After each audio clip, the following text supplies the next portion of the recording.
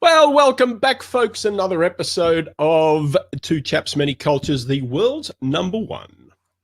We'll say it again. Number one. Along with my miming partner, the world's number one show on the business of culture and the culture of business. Welcome along. It is the start of Ramadan, by the way. Ramadan Mubarak for our wonderful Muslim friends and brothers and sisters around the world. And today, although, we're going to talk about the brain, and which is something we all have to certain degrees of size. Mine a little bit smaller than the others, but I'm fascinated. I think all people are fascinated, especially in relation to how that makes us think, act, and interact with each other across the world when it comes to intercultural leadership, all these kind of things. And we have somebody with a much bigger brain than both of us put together, probably, to talk on this today. So stick around. It's going to be fun.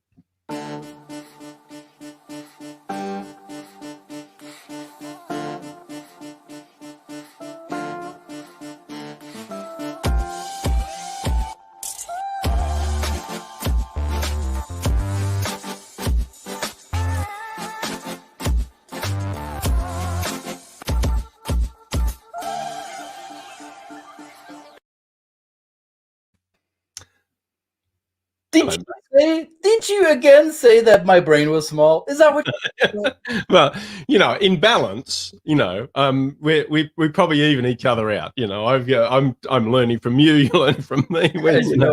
I have to tilt my head a little bit. There's no balance for the brain matter to slide to one side. Is that right brain or left brain? That's what I want. Who knows? In my case, it's lost cause anyway.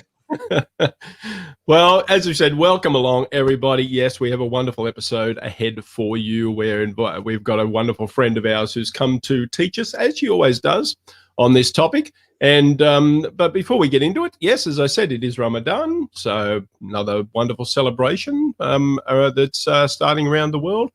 What else has happened today? Nothing else yet. I mean, it's pretty early in the morning, so.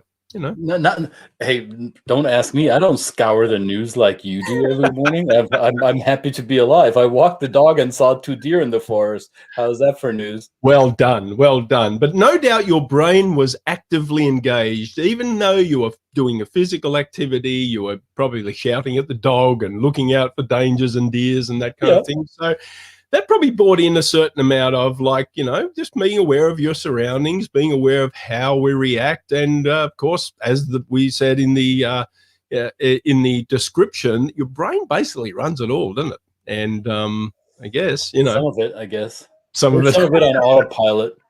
Yeah, I've heard it's called the reptilian brain, but I'm sure that's kitchen table psychology. So I'm glad we have somebody who knows better. Absolutely.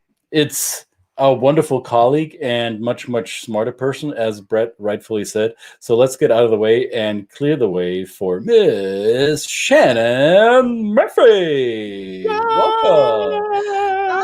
Thank you, Kristen. Thank you, Brett. It's great to get to be here with both of you. Thanks for making time for us. Yeah, absolutely.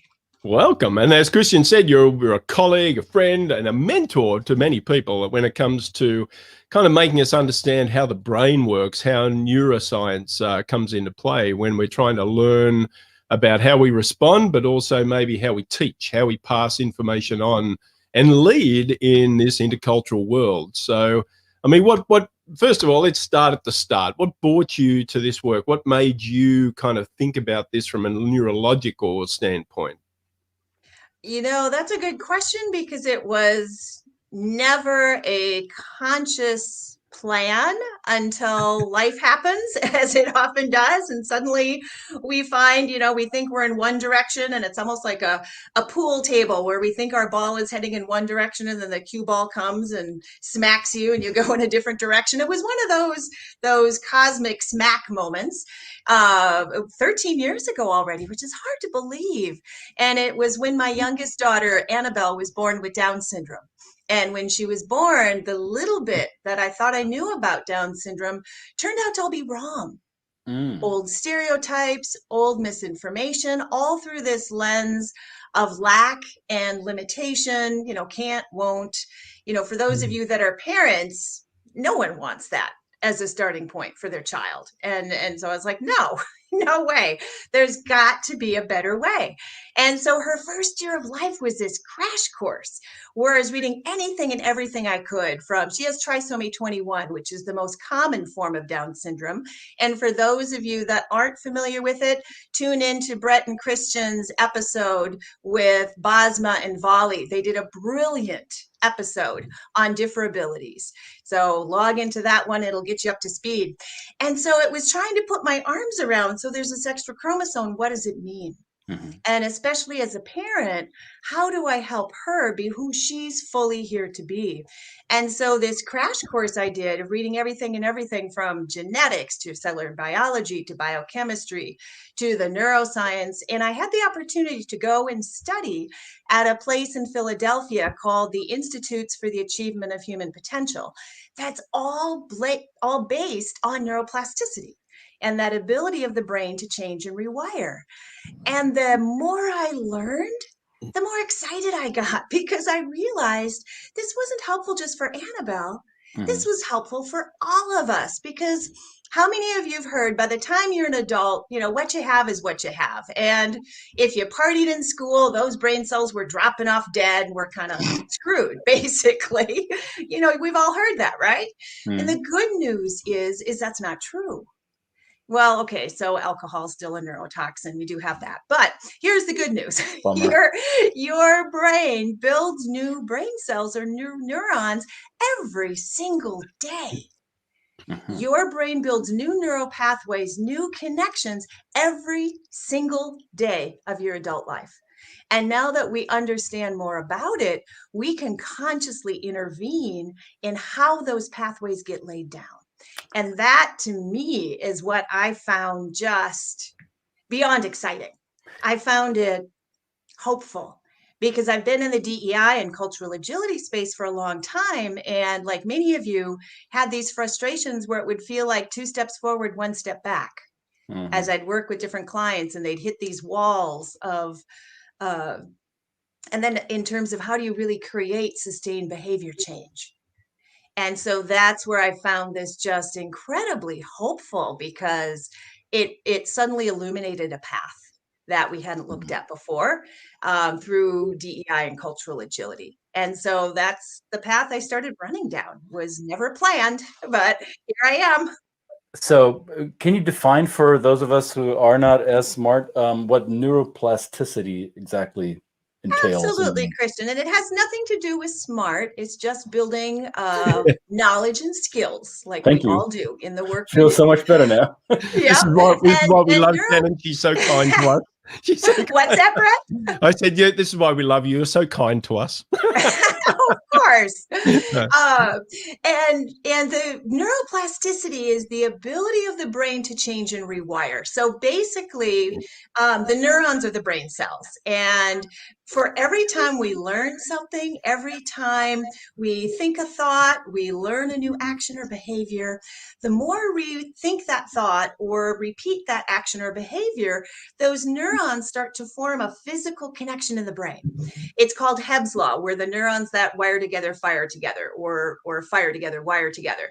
And so these neurons form these connections, and you can get hundreds and hundreds of neurons all connected around one piece of learning or one behavior. Now, here's where the brain can work both for us and against us, because that's a very important theme when it comes to inclusion and cultural agility in the brain. And that is that these neural pathways, once they're formed, they become unconscious and we can do it on autopilot. Now, there's an upside to that. You know, how many of you, you know, Brett or Brett or Kristen, did either of you this morning have to think about, how do I brush my teeth? Nope. How do I make my coffee? Unless you have a brand new coffee maker and you're trying to figure it out, you know? No, because once you've learned those pathways are so solid in the brain, you can do it on autopilot.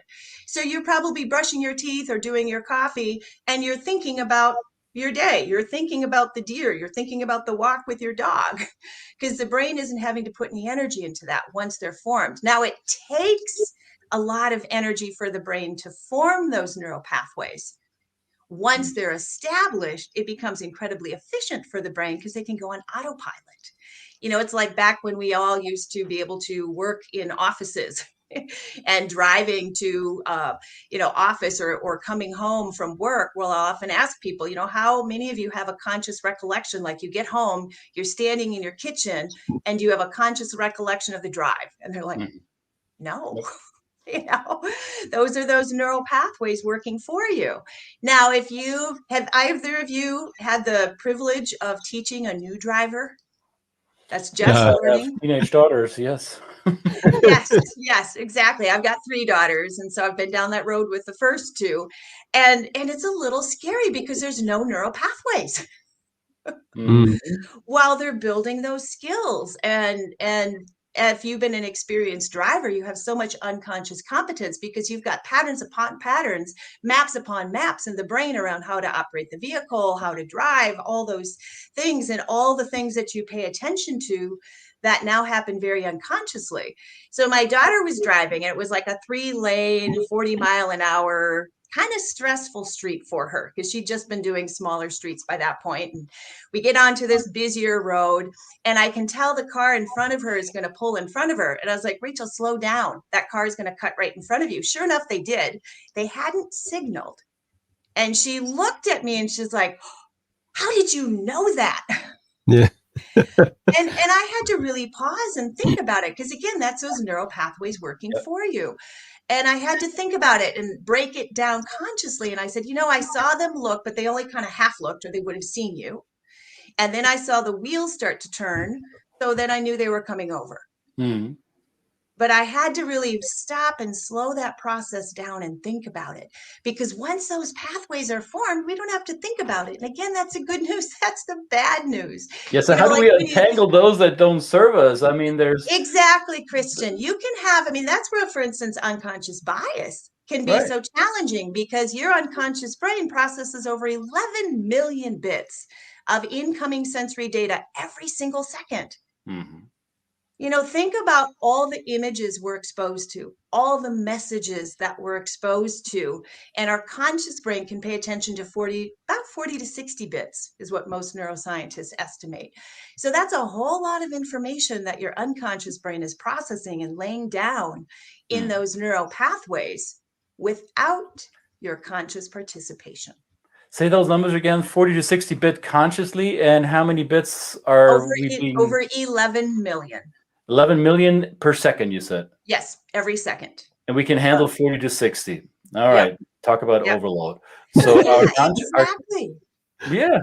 Exactly. And it is overload. And that's also part of what's happening because we're so inundated. You can't even go to the gas station and pump gas without the little screen popping up and stuff playing, and then the radio's going. And, the other day I was like, wow, you can't even go and pump gas without stuff just being bombarded that the unconscious brain is processing. Some neuroscientists think it's even higher than that. And once the ability to measure it gets more and more sophisticated, there's some that think it's going to be even higher. Do we know, I don't know how long this has been measured. Is there a human evolution that younger generations or as Homo sapiens progresses with the technology that we've created for ourselves, has our brain's ability to keep up with the progress we create for ourselves? Has our brain been able to keep up with that? Do we process faster than our great-grandparents did? And is there a way to show that, or do we not have the data? Yes, and no. So there isn't the longitudinal data yet. Yes, we're processing more because it's demanded of us than, say, our grandparents' generation.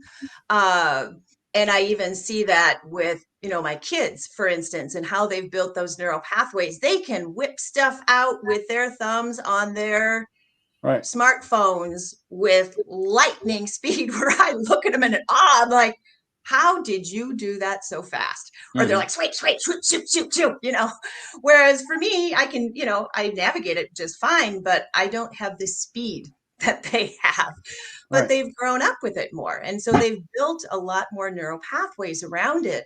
And one of the challenges is exactly that, Christian, that we're being bombarded with more information, more input, more overall sensory input than we've ever had to deal with, when you look at long term. And what some neuroscientists are saying now is what is going to help differentiate the successful leaders of the future is they learn how to train the brain's attention and how to focus attention, because attention is getting torn apart in so many different ways. It was really interesting when I did my advanced certification at Harvard with Dr. Srini Pillai, who teaches at the medical school.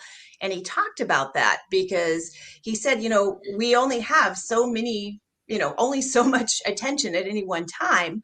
And he said, when we're inundated and it's getting, parceled here, there, as leaders, we're far less effective because our attention is being drawn in so many different places, and that it actually burns up a lot of brain energy as well. And so what he said is absolutely going to be a critical leadership skill is the ability to train the brain's attention and to really focus. How do I we think do that? yeah. Do you know how to do that? Can you teach us? I want that. You can train the brain to do that. You can train the brain, even for instance, to pay attention to brain energy as part of that, because when our brain energy is low, it's hard to focus your attention. And what's interesting with brain energy is we get more or less a set amount of brain energy to spend each day. It's relatively fixed in the brain. And once we use it up, we use it up. And we can get smarter about how we proactively manage our brain's energy. So for instance, things that can drain brain energy really quickly, attempting to multitask, because the brain can't, and it's well researched now, the brain can't effectively do two cognitive tasks at the same time. What it's actually doing is what's called rapid task switching, where I focus here, now I focus here, now I focus here, now I focus here, but I'm still kind of focused here, now I'm focused over here, and we burn through a ton of brain energy. Unmanaged emotions, really strong unmanaged emotions, burn through a ton of brain energy. Think about, like, if you've ever been upset with something, have either of you ever gotten thought in what we call a negative thinking feeling loop, where you're kind of replaying the story in your head, kind of churning it? Find it incredibly hard to focus on a task if that happens. Yes, because you're using a ton of brain energy. Also things like when you're doing a lot of heavy cognitive lifting, like something that requires a lot of analysis. For instance, like if you've ever had a project where you're knee deep into spreadsheets and doing all kinds of analysis, and then you come up for a breath of air and you're like, oh, I feel wiped. And then you look at your watch and it's 10 a.m. It's like, oh no, I still have a whole day ahead of me. What am I going to do? And so you've used a lot of brain energy. What resets brain energy is a good night's sleep. That's what fully resets brain energy. And then during the day, we can boost it. Exercise, diet, all have a huge impact. Meditation shown to boost brain energy, and then we can also be more conscious in our choices of how we respond to things. And let me give you an example of that. When my middle daughter, Rachel, was in middle school, in her middle school, they had all their classes. It was like 7 different classes, all in one giant binder. So she has this massive binder with every single subject in it.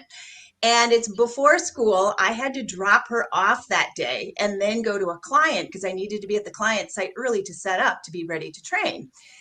That morning, I'm not sure why, my daughter decided that was the perfect time to reorganize her binder. Yeah, exactly. You get where this is going. I walk into the kitchen and I see papers all over the table. And my first immediate, I was like, oh, I could feel my heart starting to go. I could feel myself literally starting to go in a stress response because I'm looking at what she's doing. And I look at the clock and I'm like, there's no way There is no way she is going to be ready to go. And then my mind starts spinning, we're going to be late. I can't be late, you know? And so then what, instead of going down that route, I made a very conscious choice because I knew, one, it would drain my brain energy. And if I went into a stress response, it was going to make me less effective for when I showed up for my client and how I wanted to be present fully for my client. And it wasn't going to set my daughter up for a good morning at school if I went down that path, which is where my brain wanted to go and my body wanted to go. And instead I had to kick in what Daniel Kahneman would call system 2 and override that and say, you know, and so instead I came at it completely differently. And I looked at her and I said, how much longer do you think you need? Because we'll need to leave soon. And she looked at the table with everything. She looked at the clock. She was like, I don't have time for this right now. She put it all back in her binder and out the door we went. And that was a very conscious choice because I wanted to be aware of both my state and my brain energy. And I knew the price tag if I didn't manage that choice well. Because it was going to put me in a brain state that wasn't going to be helpful or set me up to do my best work. Absolutely. That is something. Go ahead, Brett. Oh, no. I think that's we feel ourselves doing this all the time, don't we? I mean, you know what, you want to stop it. You want, you know that you shouldn't do it, but that overwhelming feeling to just really kind of like blow up and go, my God, that's the only way we're going to achieve all these tasks that I know that are in my brain is if I push and yell and I don't know. It's just but after you do that, you just feel drained. It's a great observation. You do, because it takes a lot. It's very draining. And that's why, in fact, Mary Casey, who's the co-founder of Brain Skills with me, that's why we created the brain states management model, because we thought it would be really helpful for people to understand how choice, self-awareness, and perception aren't static in the brain, but they're very much dependent on, you know, if that fear circuitry is engaging, if that stress response is engaging in the brain and starts to bring us down, you know, that what can sometimes be a very quick, slippery slope. And yet, if we're going to be inclusive, if we're going to be culturally agile, if we're going to be our highest and best selves as leaders, we need to be in that prefrontal cortex, or what we call that higher brain.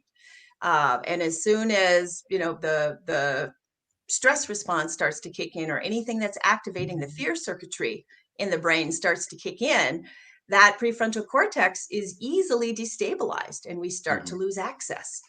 And again, this is what's really helpful, is we can train ourselves to notice that and to be able to recognize and shift our state much more effectively. I think it's a practice, and I catch myself to snap.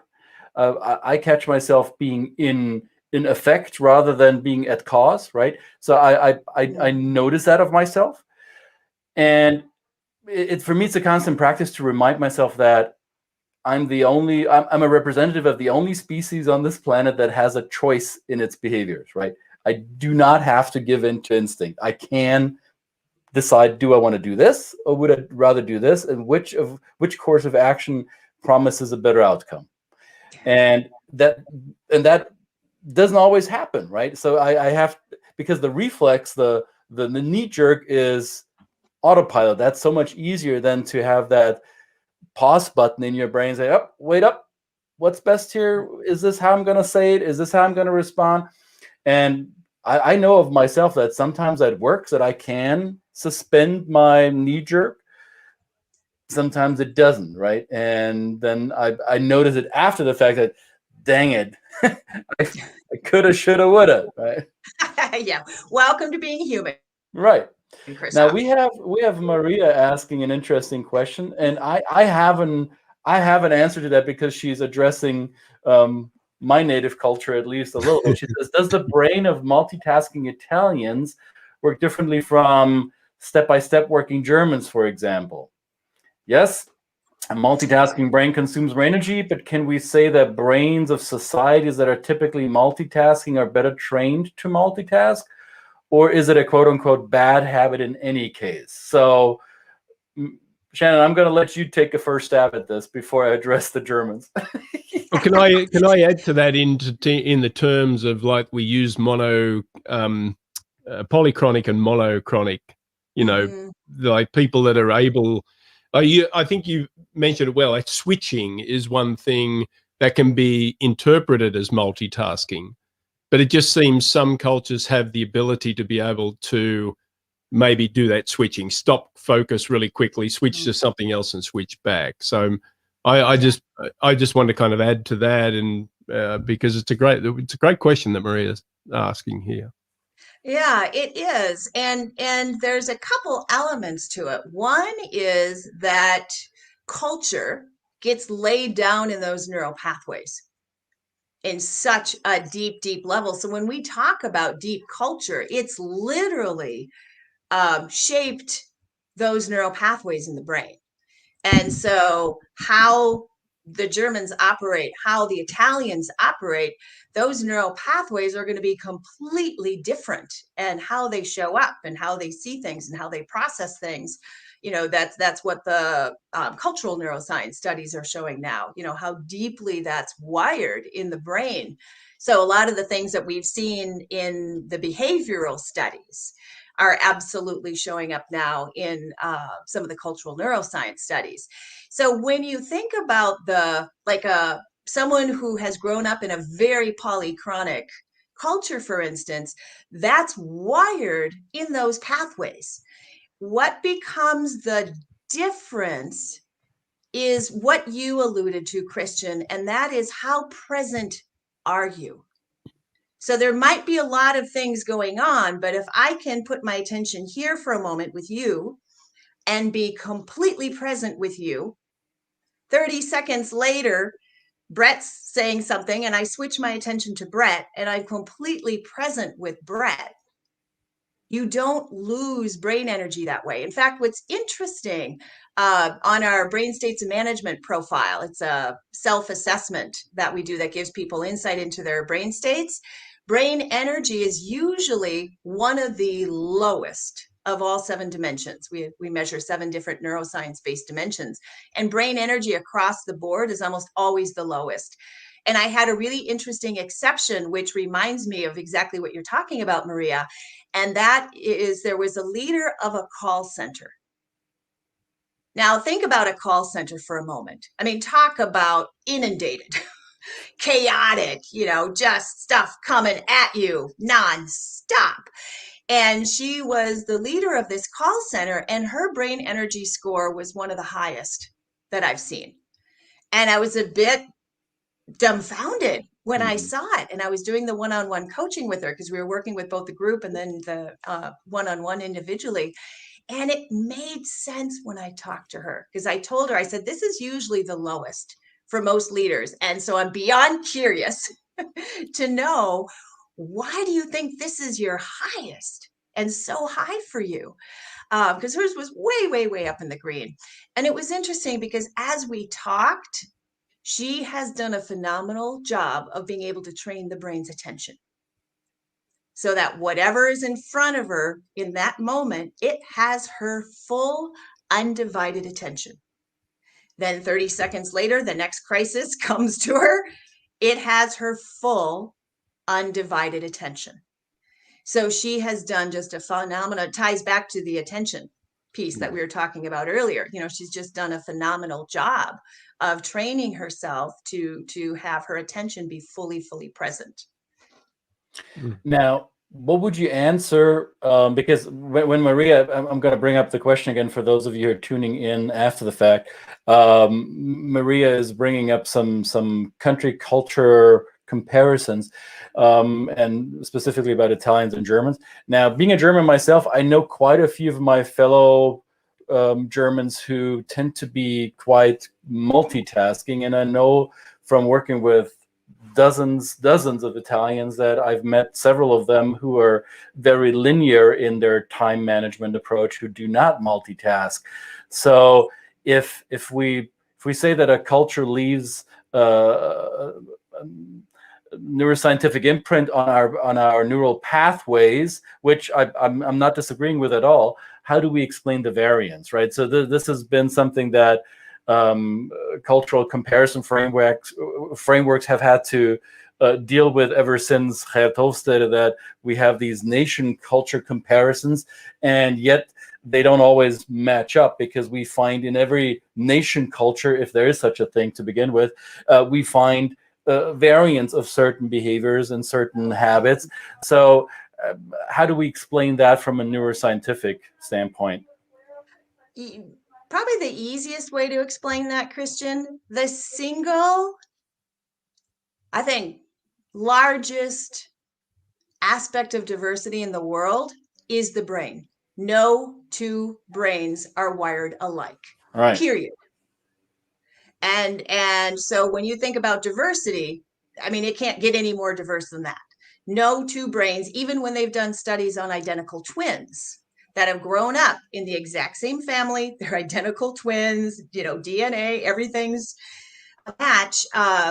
The wiring that gets laid down is different.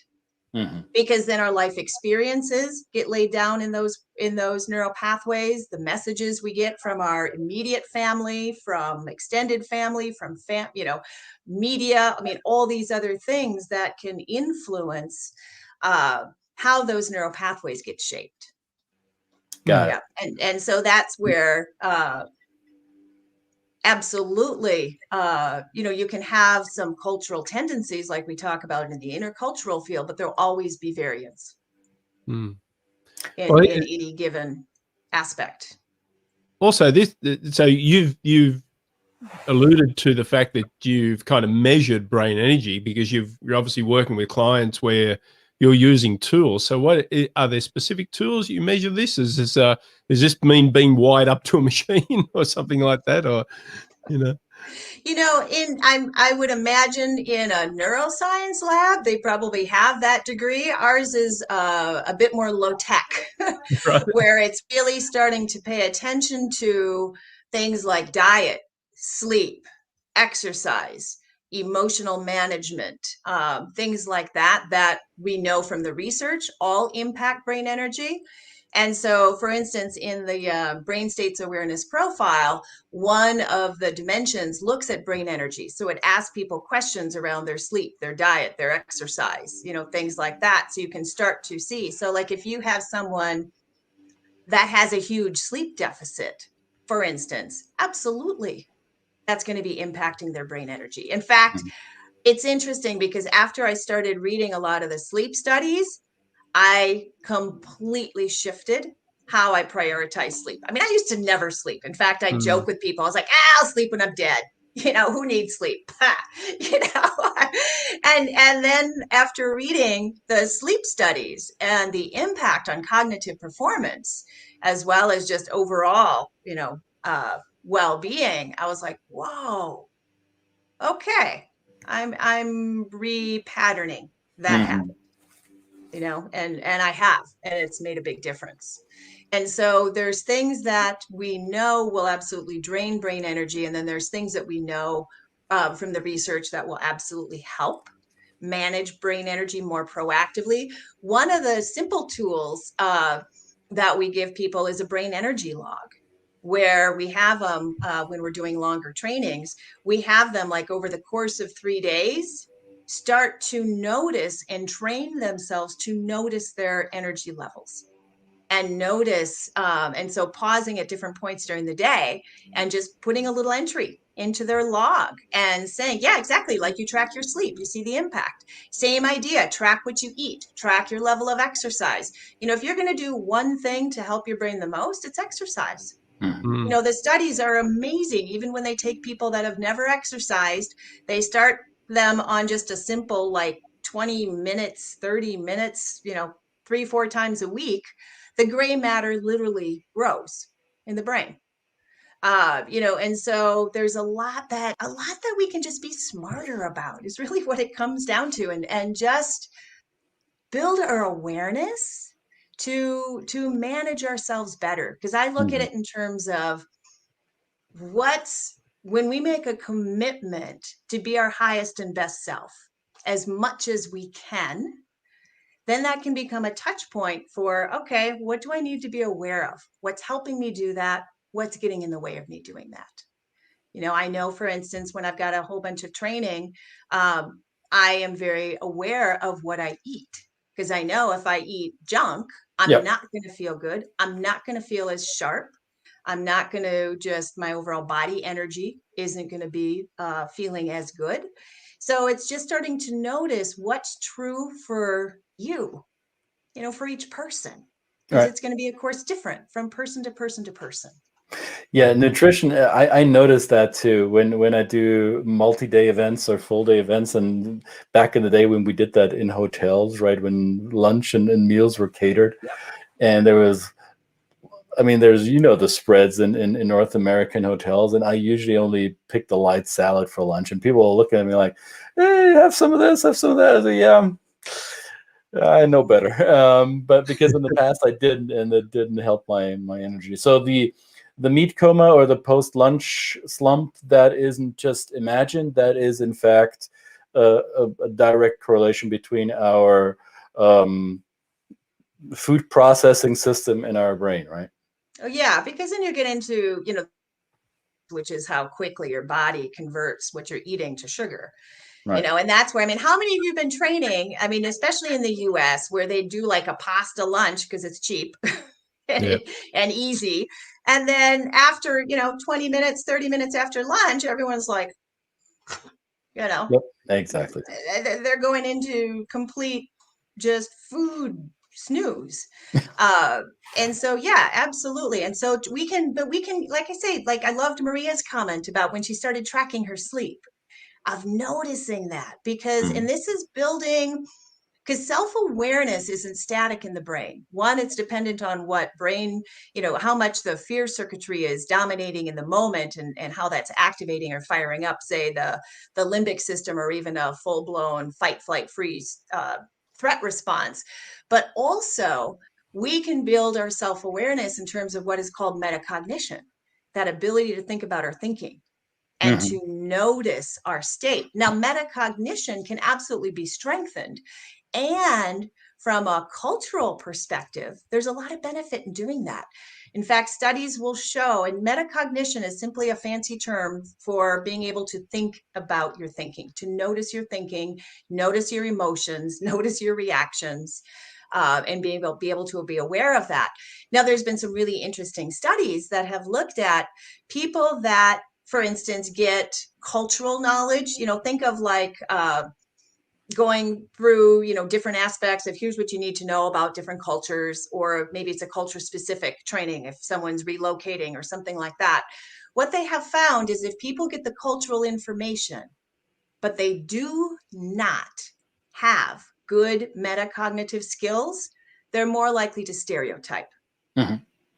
Whereas if people have good metacognitive skills and they get that information, they're much more able to adapt and be culturally agile. Got it. Makes sense. Yeah, it does. It does. You know, and the same is true with inclusion. You know, we can't really manage our biases and assumptions, and the brain is a bias making machine. You know, so to think we can be bias free is just not even an option. You know, it's over like 175 or more different kind of biases the brain can employ at any one time. So metacognition becomes really important to say, okay, it's not that I can be bias free. That doesn't exist. To instead say, okay, there probably is bias. Where is it? Right. The bias is look basically a for it. result of our filtering process, right? I mean, 40 to 60 bit compared to 11 million. So our brains automatically develop biases in order for us to function quickly on autopilot, and undoing some of those biases that may have served us as a 6-year-old may not serve us as a 16, 26, 86-year-old, right? Yeah, absolutely. And there can also be biases that maybe have never served us, but because, again, that 11 million bits of incoming information, sensory data, it's been captured in the unconscious brain. Now, let me ask you, how many times do you think the unconscious brain needs to see an image or a message to create a new bias? What would you guess? Probably once. I don't know. You're close, Christian. as little as twice. Twice. Wow. Because the first time the brain sees something, it's somewhat new, but the second time it sees it, it feels familiar. And familiarity in the brain signals cognitive truth or ease. And so then it feels true to the brain. And because the brain operates on heuristics or these shortcuts.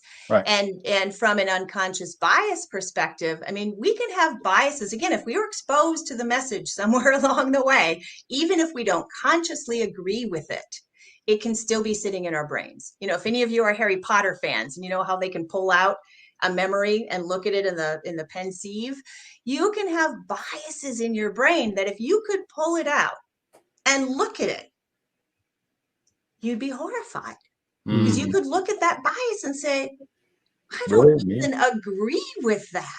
Yep. That doesn't fit my values. That doesn't fit my beliefs. That doesn't fit who I am.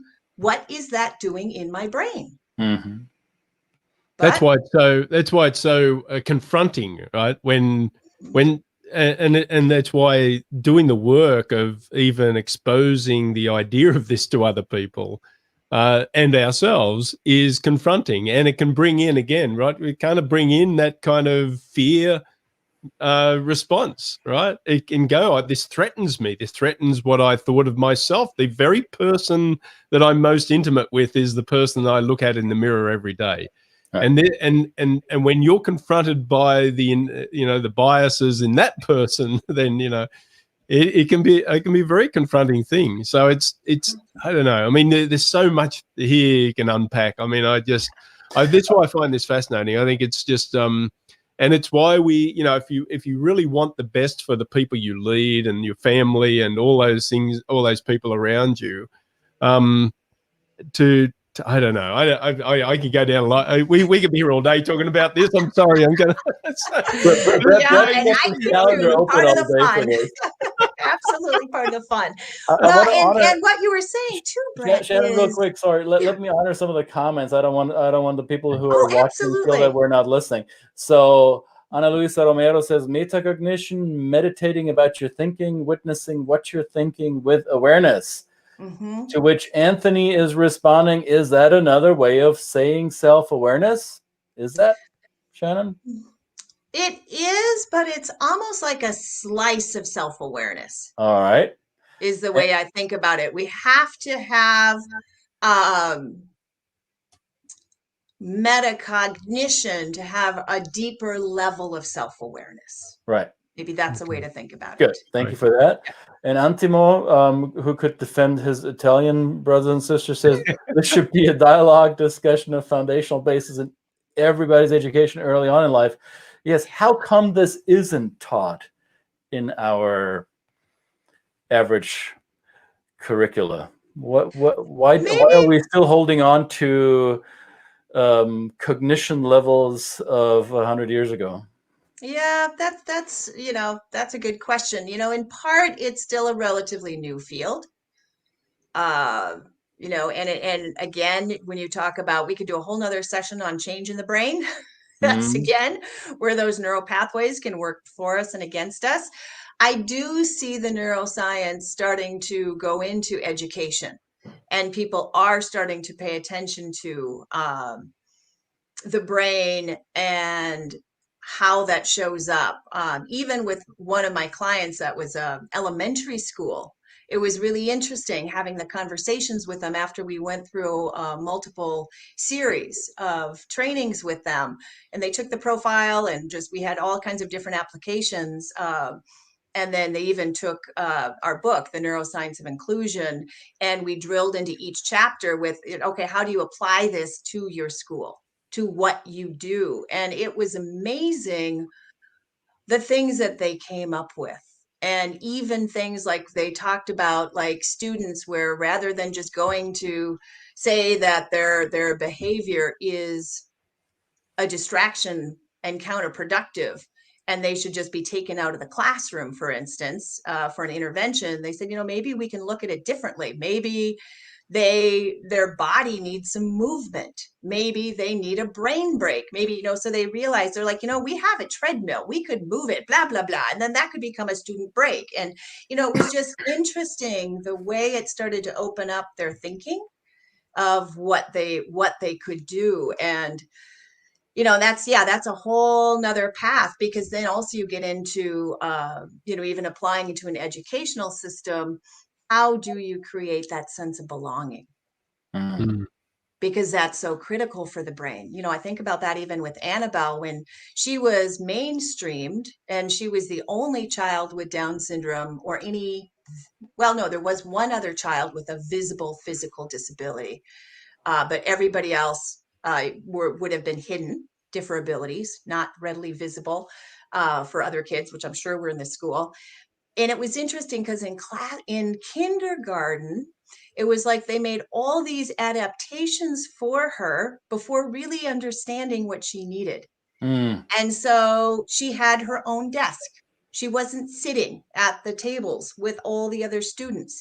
They had brought in like all these materials for her to work with and all these different things. And I just found it so frustrating as a parent, because I thought every single day she walks into that classroom, she knows she's different from everybody else in that classroom, just the way they have set it up for her.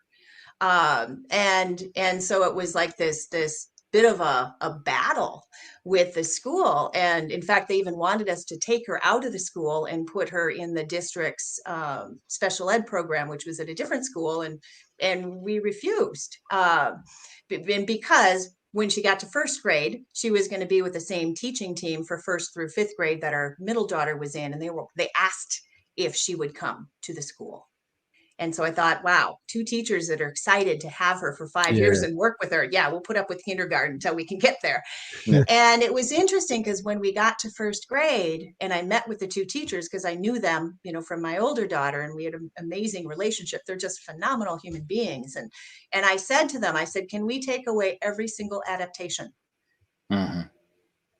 Put her at a table with all the other students. Let her be doing. And then as the needs come up, we can assess what's going to help her succeed.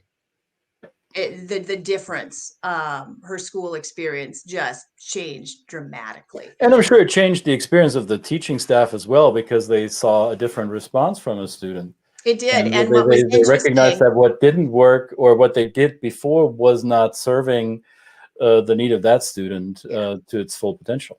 Yeah, exactly. Well, also the other kids, right? The other kids are watching this. They're learning this and just, you know, just accepting the other person, every child, every other little friend at the table, as opposed to what you're saying. Yes, your daughter would feel separate, but then the rest of the class would see, oh, this is somebody that's different. So therefore those biases are baked in as they grow up, and saying anybody that's different needs to be set apart. And that's a really, it's a damaging thing, right? Well, and then it's because this is part of the challenge for the brain. The brain has this inherent us-them bias, and it prefers people that look like us. And we have to consciously stretch those boundaries of the brain to include more and more people, more aspects of difference that we can build our comfort with.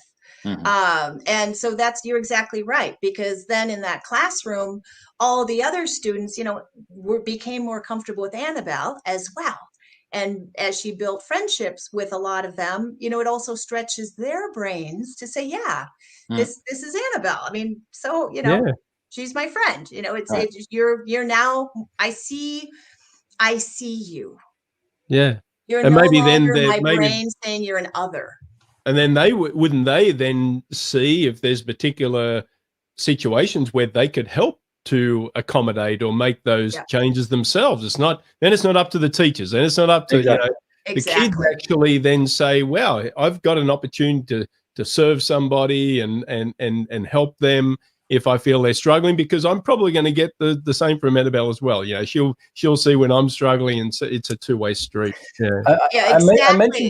I mentioned this on the episode we had with Basma and Vali, that my wife owns a Montessori school. She actually founded this Montessori school, and part of her teaching staff came in through a collaboration with a Differability Institute, right? So we had one young woman who worked as a staffer at my wife's school who is on the spectrum, and another staffer is a Down syndrome woman.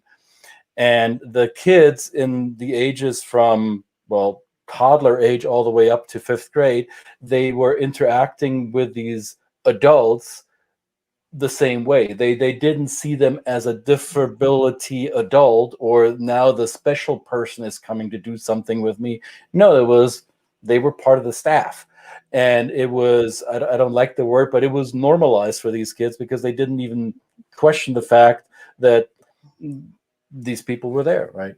Yeah, exactly. And that will get laid down in those neural pathways, and that will again start to stretch that who do I see as like me or that I'm comfortable with? Because when a difference is unfamiliar or a difference causes discomfort, that's what triggers that away response in the brain. And it shows up in all the unconscious behavior without us even realizing it. And when we can do the work to make differences more familiar and more comfortable, then it's easier for the social circuitry in the brain to engage. It's easier to move toward that individual and create a genuine connection, you know, with care and compassion and empathy and, you know, showing up the way we want to be as human beings. But we actually have to do the work to do that, or be lucky like those kids are, Christian, in your wife's Montessori school, where it's just part of the environment already. Yeah, it was beautiful for me to watch because I noticed myself, I was uncomfortable at first. I was like, is this gonna work? And I mean, I didn't say it in those words to my wife, but she could sense that. I was like, how sure are you about this? And she was like, very sure, just watch. And so I noticed that I got, even though I was not a student or staff in my wife's school, I was just observing as a parent of our own kids who attended our own school. I'm like, is this going to work? And the beauty of it working and experiencing it and how it showed up and how the kids rallied around all of their teachers was something that broke down one of my biases, because I was brought up with an old school mindset around engaging with people of different abilities, right? So I was brought up the way you described the kindergarten setup. There's a special place and the special conditions made for those with special needs. And when I saw that challenged, I was confronted with my own bias. Yeah. That was true for the school my daughter was in. Now, interestingly, fast forward 2 years later, we're at her IEP meeting, which is their progress meeting. And they thanked us. And they said, you showed us what inclusion can look like. And when my middle daughter graduated from 5th grade, because it's a Montessori based model, it's 1st through 5th grade with a male-female teaching team, and then they loop through the 1st through 3rd, 3rd through 5th, but they do a lot together, the multi-age, which is why we chose that program for them. The teachers acknowledged my middle daughter, and they said, you showed us how to have high expectations for Annabelle. You showed us how to be inclusive. You showed us how to expect her best and allow her to thrive. This is the word for the week. For all of you watching, we expect the best of all of you, including ourselves. Absolutely. And we can, you know, we can all make a commitment to our highest and best self and what that looks like and who I want to be. And no, yeah, sometimes my brain might trip me up. I might fall a little short, and in the next moment, I can make a new choice. Absolutely. Choices. No better mic drop than that, I would say. That's fantastic. You know, it's it always surprises me. You know, I'm just going to throw it out there. Today didn't start well for me. You know, and this is why when I come to have a conversation like this with friends that I know and love, but just professional insights and these great comments. Thank you so much, everybody. It's a wonderful thing. We just expect the best. If you just expect the best from everybody, You know, as Christian says, you know, you assume positive intent, you assume the best in anybody, and it's amazing what we can do with each other and help each other. So it's fantastic. It's wonderful. Yeah. And look at that. I wish Antimo was here to sing it. Yeah. Hallelujah. And I'll add one piece to that is we can also have compassion for ourselves and for others when we fall short. And say, Yeah, yep, well, make okay. another choice to do it again. But my question would be, fall short of what? Of whose expectation? My own or somebody else's? Mm-hmm. Yeah, exactly. That's often what keeps us stuck. I tell our clients, learn to forgive and start with yourself. Forgive yourself first, because you're your own worst critic anyway. Mm-hmm. And once you learn how to forgive yourself, it'll be much easier to forgive others falling short of whatever expectation you may have had of them. Yeah, very wise. No, I learned that. Not wise. No, don't call me that. That gets me in trouble. Shannon, this was awesome. Maria says this was extremely interesting. I couldn't have said it any better. Now here it is, with the heart even. There we go. And Jackie says, thank you for the great conversation. Oh man, this is all our friends are here. Oh, my friends. Yes. All the smart people we know have come to the table of Shannon, because we've enjoyed listening to you in person, Shannon, in different parts of the world, Belgium and Dublin, all these places that we've seen you do this. Everybody, no matter what background, what can learn from this, and it's great. So and also finally, we don't want to forget your book, which of course is called Brain Skills, right? It's called Neuroscience of Inclusion: New Skills for New Times. New Skills for New Times, right? Yeah. But your company is Brain Skills. I'm sorry about that. I misnamed that. Absolutely. I mean, so it is in written form. You can learn. You can you can go to the font yourself and learn. So we should put a link. We should, right, Brett? We should. We should put a link under all the comment boxes of the internet. you pad for a minute. I'm going to go and find it. So I'm just going to link. We should just do it, the Amazon link, which we always do. It's on Amazon. If you type in Neuroscience of Inclusion, it's the only one. It'll pop up. No, we don't have affiliate links. No, we don't benefit from this. If this is what you're worried about, you can buy it at any store that you would like to buy it from. It's only, we give you one destination to start your research from. All right. Absolutely. So Shannon, thank you for joining us today. This was lovely. This was a wonderful start into our week, at least in my week. I can only speak for myself. I'm going to tackle these to 11 million bits. How many? 11 billion. And I'm gonna tackle them 1 million at a time with my 60-bit brain, and I will form new neural connections as I go along this week. Hopefully, forming great neural connections that will serve me going forward. That's the goal. Intentionality, right? Absolutely. Excellent. Brett, thank you very much. He found the link. I did. We'll go buy the book. That's all we say. Yeah. All buy the book, people. Buy the book. Buy the book. Well, thank you, Brett. Thank you, Christian. No, thank you. This has been wonderful. I'm glad we finally were able to make it happen, because it was well worth the wait. Thank you so much. You're very generous with your time. And of course, we'll look forward to seeing you again soon in some other topic. There's probably webinars and all kinds of things. You're in very high demand, as you should be, to pass this information on. Look out for Shannon and connect with her, obviously, on LinkedIn, all the wonderful socials out there, and we guarantee you will learn a lot. So that's it from us on the #1 show of the business of culture and the culture of business, and today about the #1 show about learning about neuroscience. How about that? We do bloviate a bit here, Shannon. You might have noticed we do we do stretch our boundaries. That is one thing we will stretch our boundaries. He's like blaming me for it. All right, guys. Well, thank you again for a wonderful conversation. That's I think I'm being. You pair have got some real biases going on here. I'm telling you. They're very supportive of our agenda. That's all right. Nice. All right, guys. Have a wonderful day. All right. See you guys. Bye.